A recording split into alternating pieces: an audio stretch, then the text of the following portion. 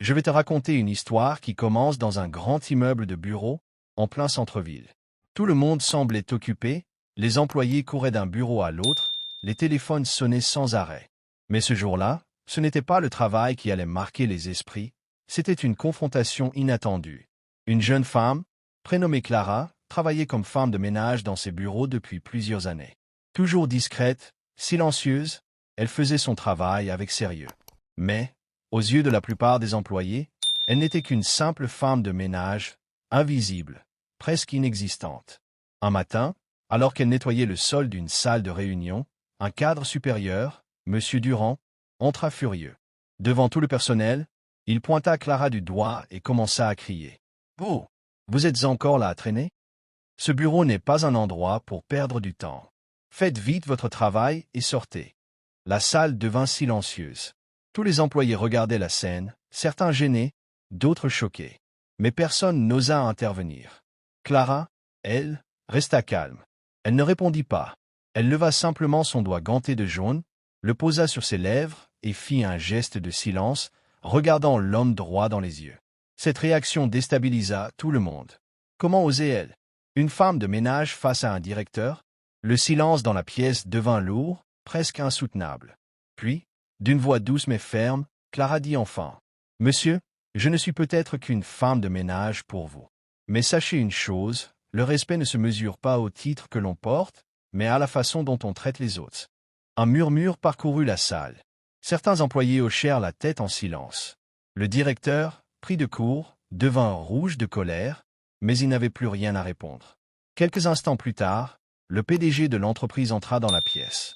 Il avait tout entendu, et à la surprise générale, il s'approcha de Clara et dit devant tout le monde, « Je vous remercie pour vos mots. Vous avez rappelé une leçon que beaucoup ici ont oubliée, le respect est universel. Et pour votre courage, je vous annonce aujourd'hui que vous ne serez plus simplement femme de ménage. À partir de maintenant, vous intégrerez notre service de relations humaines. Parce qu'une personne qui sait parler avec autant de dignité mérite d'être entendue. » Les employés éclatèrent en applaudissements. Clara, les larmes aux yeux, venait de prouver qu'une seule voix, même discrète, peut changer l'atmosphère d'un lieu entier. Et ce jour-là, dans cet immeuble de bureau, chacun apprit que la vraie valeur d'une personne ne dépend jamais de son uniforme, mais de son cœur. Ampoule électrique morale, ne sous-estime jamais quelqu'un à cause de son apparence ou de son travail. Le respect, c'est ce qui révèle la véritable grandeur d'une personne. Je vais te raconter une histoire qui s'est déroulée dans une grande entreprise, un de ces immeubles modernes faits de verre et d'acier, où chacun court après le temps et où les titres semblent parfois plus importants que les êtres humains. Clara, 28 ans, travaillait depuis 3 ans comme femme de ménage dans cet immeuble.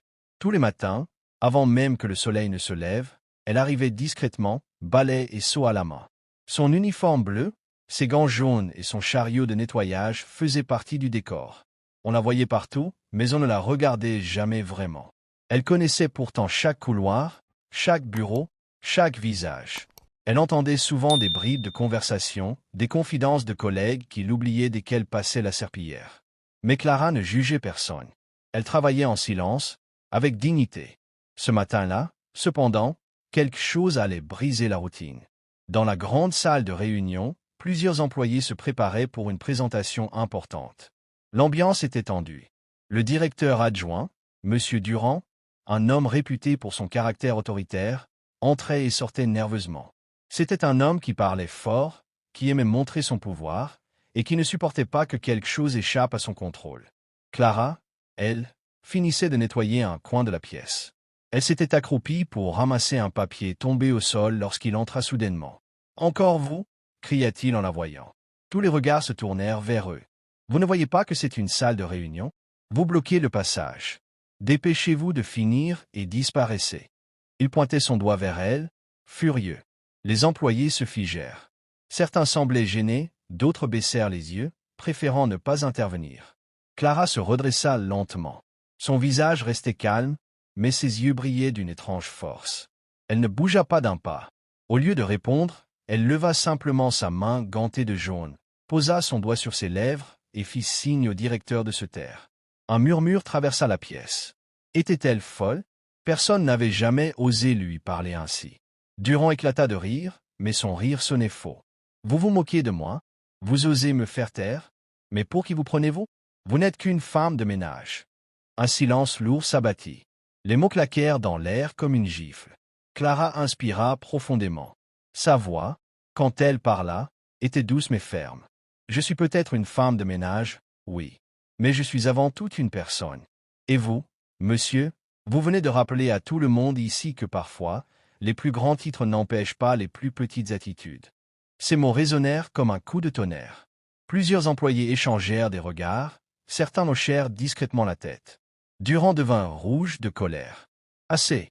Sortez d'ici immédiatement, ou je vous fais renvoyer sur le champ. Clara soutint son regard sans trembler. Vous pouvez me renvoyer si vous le souhaitez. Mais sachez une chose, le respect n'est pas un luxe, il est un devoir. Et tôt ou tard, ceux qui humilient les autres finissent par s'humilier eux-mêmes. À ce moment précis, la porte de la salle s'ouvrit. Le PDG de l'entreprise, M. Lambert, entra. Grand, charismatique, respecté de tous, il observait la scène depuis quelques instants à travers la vitre sans que personne ne s'en aperçoive. Il s'avança calmement, regarda Clara, puis fixa Durand droit dans les yeux. « Monsieur Durand, je crois que c'est vous qui devriez sortir. » La salle entière retint son souffle. « J'ai entendu chaque mot, continua Lambert. Et je suis profondément déçu. Dans cette entreprise, personne n'a le droit de rabaisser un autre être humain, quel que soit son poste. Clara a raison. Le respect est la valeur la plus importante ici. Et vous venez de montrer que vous ne méritez pas de diriger une équipe. » Durand resta bouche bée. Sa carrière venait de basculer en quelques secondes. Lambert se tourna alors vers Clara. Son expression changea, il la regarda avec admiration. « Mademoiselle Clara, je sais que vous avez travaillé ici dans l'ombre depuis longtemps. Aujourd'hui, vous avez fait preuve de courage et d'une sagesse que beaucoup n'oseraient pas montrer. À partir de maintenant, je vous propose un poste au service des relations humaines. Une femme capable de rappeler une telle leçon au moment où il le faut est exactement celle dont nous avons besoin. » Un tonnerre d'applaudissements éclata dans la salle. Clara, les larmes aux yeux, n'en revenait pas. Elle avait simplement osé dire la vérité, et cette vérité venait de changer son destin.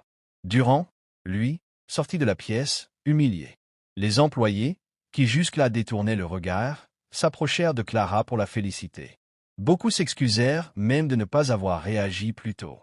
Clara comprit alors quelque chose de profond. Il suffit parfois d'une voix, d'un seul geste, pour réveiller la conscience de tout un groupe.